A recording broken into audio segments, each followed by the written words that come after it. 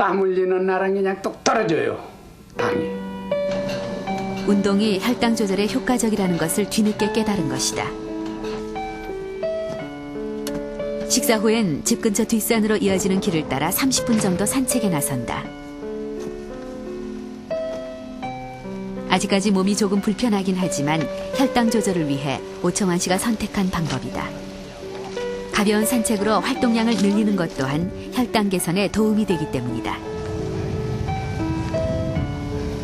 몸 안 아플 때는 뭐 이정상 저정상 안 댕긴 데가 없어. 내 몸 아프면서 이 몸 사리기 위해서 너무 무리하지 않도록 위해서 그걸 얘기하는 거니까 그렇지 뭐.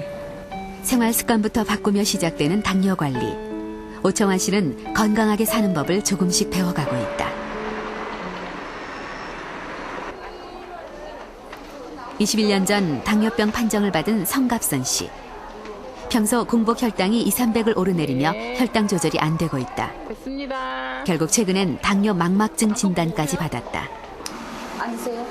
다행히 일찍 발견해 증상이 악화되는 것을 막을 수 있었지만 성갑선 씨는 이미 당뇨 합병증으로 말초신경병증과 신증이 나타난 상태다.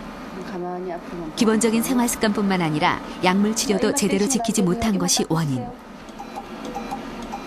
성갑선 씨는 현재 오른쪽 망막에 신생혈관이 발생해 출혈의 위험이 있어 레이저 치료를 받고 있다.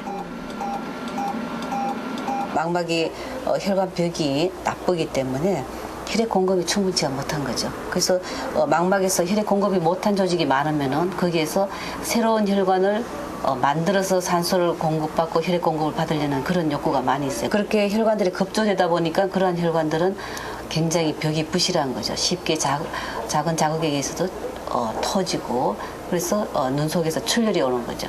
그래서 눈 속에서 그러한 출혈이 오게 되면은 그 출혈이 흡수되는 과정에서 이제 그 섬유화 조직이 당기고 해서 망막 견인성 박미로도 오고 여러 가지 합병증 오면서 실명을 하게 되는 원인이 그렇게 오는 거죠.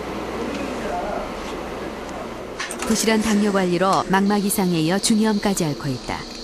그러나 서둘러야 하는 중이염 치료를 혈당이 높아 제대로 받을 수 없는 상황이다.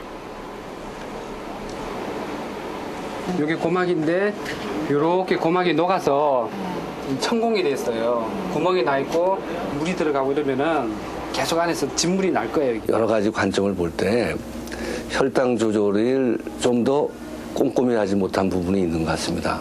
최근에도 인슐린을 하루에 아침 저녁 2번 맞으셔야 됨에도 불구하고 아침 거만 맞고 저녁 거를 갖다 안 맞는 이런 그 약간의 불충실한 부분이 있습니다. 그래서 혈당 조절이 올바로 되지 않은 부분 이것이 제일 크고 그 외에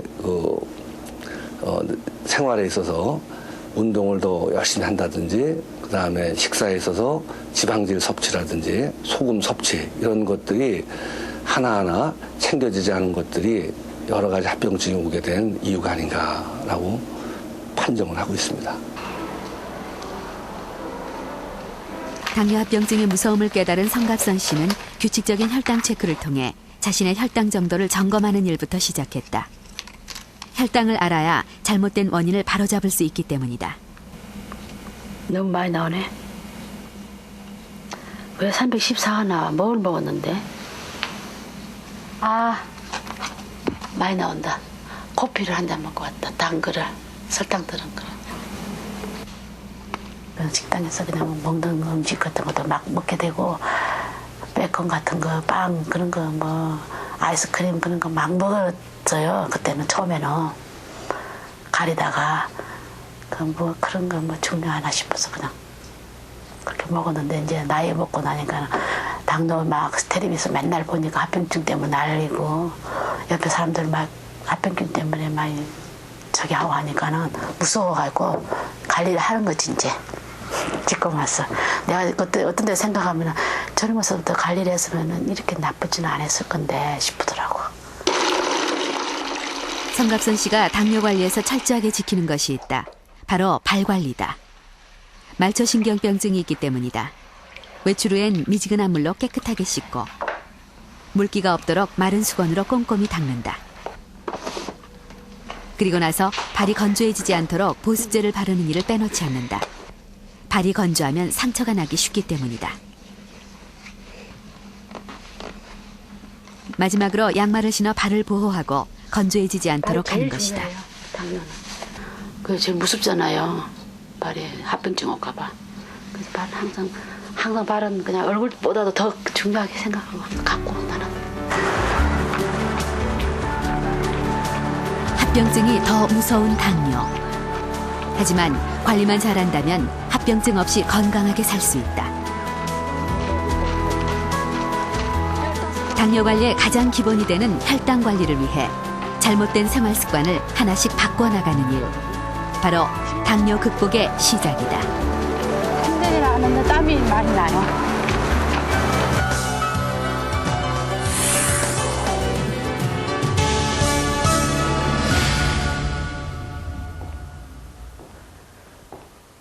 김동욱 교수의 백혈병 이야기 세 번째 시간. 오늘은 백혈병의 치료에 대해서 알아봅니다. 이 백혈병의 치료는 급성 백혈병 환자의 경우 암세포로 변한 환자의 조혈모 세포를 건강한 사람의 것으로 바꿔주는 조혈모 세포 이식과 또 만성 골수성 백혈병 환자의 경우 혈액 속의 암세포를 죽이는 항암 치료가 있습니다. 조혈모세포 이식을 하기 위해서는 먼저 조직 적합성 항원이 일치하는 공여자를 찾아서 이식을 하여야만 합니다.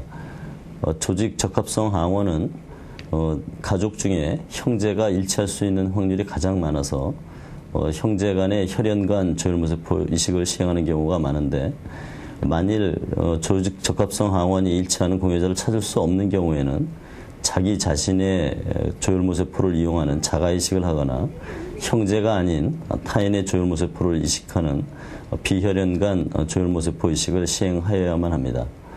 조혈모세포 이식 시술은 먼저 공여자의 골반에 마취를 한 후 골수를 뽑아냅니다. 그리고 서로 다른 혈액형 사이에 거부 반응이 생기지 않도록 조혈모세포와 적혈구 항원을 분리시켜줍니다.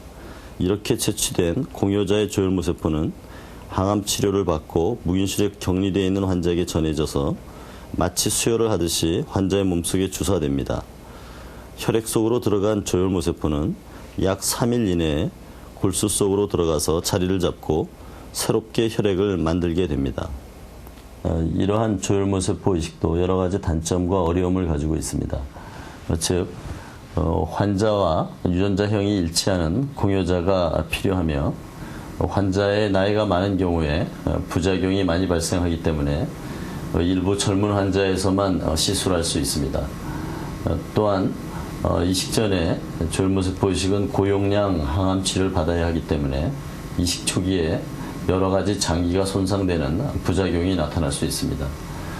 이식을 하고 난 후에 생착이 되었다 할지라도 이식편대 숙주병과 같은 면역 반응이 생길 수 있고, 감염 등으로 폐렴 등의 합병증이 발생하여 일부 환자가 사망할 수 있습니다. 또한 이식하고 난 후에 1 내지 2년 이내에 백혈병 환자들의 20 내지 30%는 또다시 재발할 수 있습니다.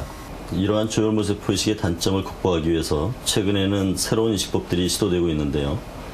자신이나 혹은 타인의 제대혈을 이용한 제대혈 이식법이 있습니다. 제대혈 이식은 면역 합병증이 적고 미리 냉동 보관된 제대혈을 이용하기 때문에 환자가 필요로 할 때 즉시 시술할 수 있습니다. 하지만 아직까지 그 성공률은 50% 이하에 머물고 있습니다. 또 골수 이식 전의 항암 치료를 최대한 줄여서 그 부작용을 최소화하는 미니이식이라는 방법도 널리 시행되고 있는데, 항암 치료에 취약한 성인들의 골수 이식 성공률을 높이고 있습니다. 하지만 여전히 골수 이식은 전체 백혈병 환자 중 대상이 되는 약 25% 정도의 환자만 조혈모세포 이식을 시행할 수 있습니다.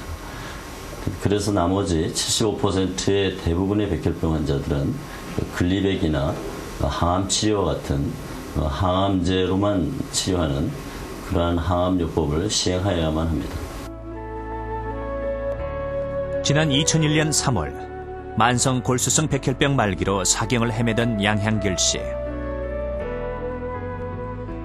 양 씨는 투약 중이던 항암제가 더 이상 말을 듣지 않아 치료를 거의 포기했었다.